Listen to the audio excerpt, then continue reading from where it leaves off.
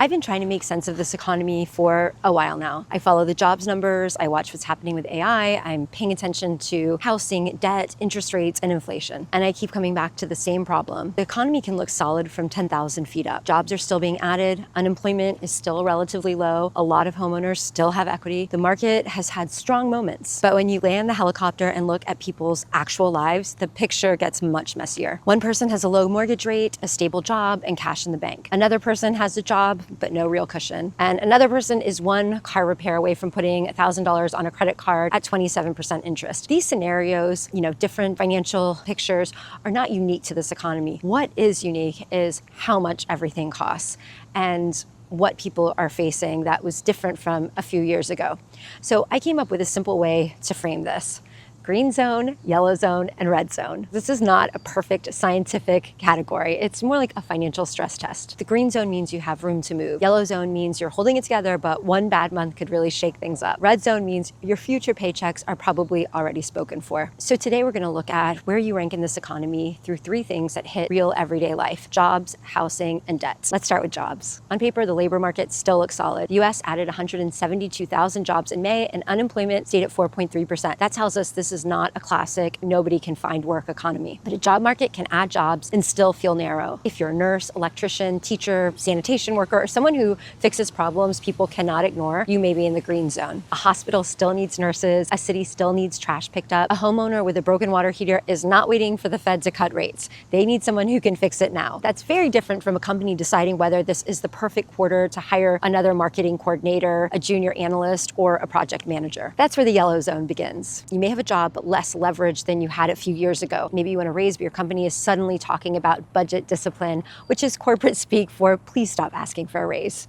Maybe you're employed but nervous about leaving. Maybe you're seeing job postings online and wondering whether they're real openings or just resume collection bins. The red zone is tougher. That's where you're trying to break in, replace a higher salary, or recover from a layoff in a field where companies are cutting costs, delaying roles, or experimenting with AI. And I don't think the biggest AI risk right now is always the dramatic version where robots take everyone's jobs. Quieter risk is that companies hire fewer junior people, keep roles open longer, or expect one person to do the work of two people with new tools. If the first rung of the ladder gets weaker, it gets harder for people to climb. So ask yourself this: are employers hiring in your field because they truly need people, or only when the budget feels perfect? If your field feels shaky, the move is not panic quit. It's to start building options before you need them. Look at the jobs still getting filled. Talk to people in other industries, people in your company that might be in different departments or a few steps ahead of you. Ask what skills are actually being hired right now, not just what sounds good on LinkedIn. Now let's talk about housing, because this is where the economy really splits in two. If you bought a home years ago, locked in a low mortgage rate, and have strong equity, you may be living in a completely different economy from someone trying to buy a house now or facing higher rent costs. You may be earning the same amount, but life could look very different. People who have homes with low mortgage rates and equity are in the green zone. Your house is probably worth more than you paid, payment may be fixed, and while prices around you have gone up, your mortgage may still be living in 2020 when we saw those sub 3% mortgage rates. The median existing home price was about $429,000 in May. Mortgage rates are much higher than they were a few years ago. Here's what that means. A $400,000 mortgage at 3% gives you a principal and interest payment of about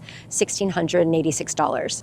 At 6.5%, that same loan is about $2,528 a month. That's more than $800 extra every month for the same amount borrowed. That's not an abstract rate difference. That is groceries, childcare, a car payment, student loans, or emergency savings. That's why housing feels so unfair right now. Two families can earn similar incomes, live in the same city, but if one bought years ago and one is buying now, they're not really in the same economy. But just because you're a homeowner doesn't mean you're automatically safe either. Some homeowners have equity, but they're also using that equity to cover real life. This is where HELOCs matter. A HELOC stands for Home Equity Line of Credit. It lets you borrow against the value of your home. That can be useful if you need a roof, medical care, tuition money, or debt consolidation without touching your interest rate. So if you have a low interest rate, you don't want to do a refinance, you can get a HELOC, but it's still debt. And many HELOCs have variable interest rates. So someone can have a beautiful 3% mortgage and still be exposed to today's higher rate economy because they also borrowed against the house. A recent St. Louis Fed analysis found that HELOC use has risen since early 2022 after refinancing became much less attractive.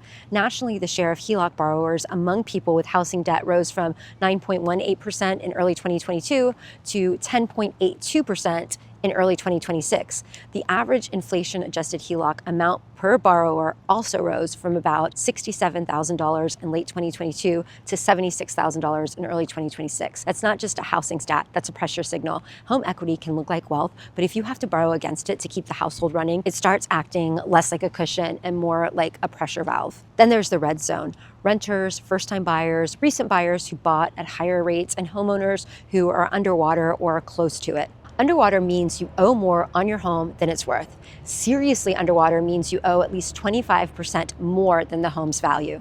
So if your house is worth $400,000, but the loan's tied to its total $500,000, you're $100,000 underwater. Adam reported that 43.3% of U.S. homes were equity rich in the first quarter of 2026, down slightly from 44.6% the previous quarter. That was still a strong number, but it was the lowest share since 2021. At the same time, seriously underwater mortgages rose to 3.2%, up slightly from 2.8% at the start of 2025. But it is a reminder that homeowner does not automatically mean safe. So if you own a home, don't just ask what it's worth. Ask how much of that equity is still a cushion and how much you've already borrowed. If you have a HELOC, know whether the rate is fixed or variable, and before borrowing against your house, ask whether you're solving a temporary problem or creating a permanent payment.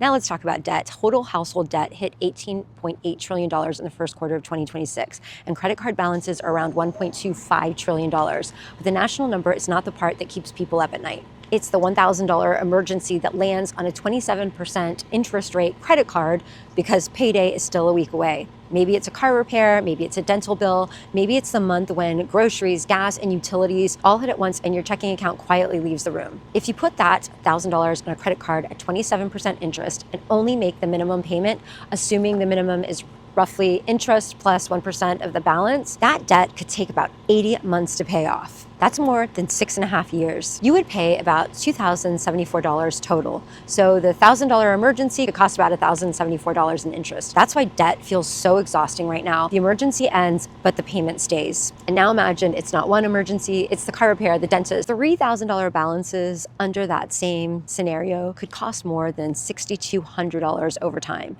including more than $3,200 in interest. A few years ago, households had more cushion. People had stimulus money, paused student loan payments, lower interest rates, and cheaper borrowing. Some paid down credit card debt, some built savings, some refinanced mortgages at very low rates.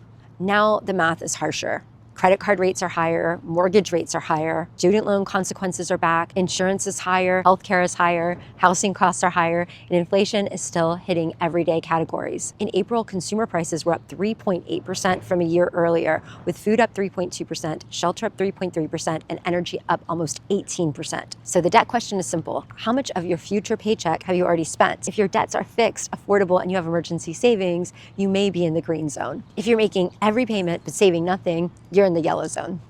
And if high interest debt is eating your future paychecks, you're in the red zone.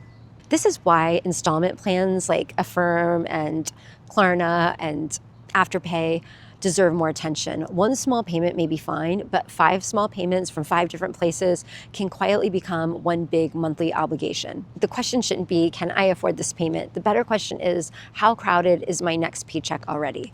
If you're carrying credit card debt, start with the debt that grows the fastest. Even paying a little more than the minimum can really help you pay down that debt and save money on interest payments. And if the debt feels unmanageable, look for a reputable nonprofit credit counseling agency that can help you sort of navigate the debt and figure out different solutions. What you want is a real plan with an ending. Don't ignore the debt. It will just get worse. And if you can build even a small emergency fund, start there. It doesn't have to be 6 months of expenses right away. You know, even a few bucks every week, $50 here or there will add up. Before you know it, you're gonna have, money set aside so the next bad Tuesday doesn't turn into another high credit card payment.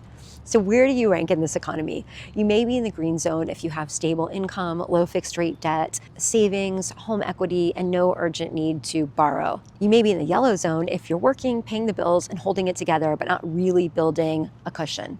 And you may be in the red zone if you're renting, trying to buy, carrying high interest debt, sitting on variable rate HELOC debt, or trying to find work in a field that's not hiring at the moment. I think knowing where to stand is useful because it tells you where to focus. Protect your income, pay down the debt that grows the fastest, be careful before adding another monthly payment, and build whatever cushion you can, even if it starts small. Because the most valuable thing in this economy is having room to maneuver. Give yourself options.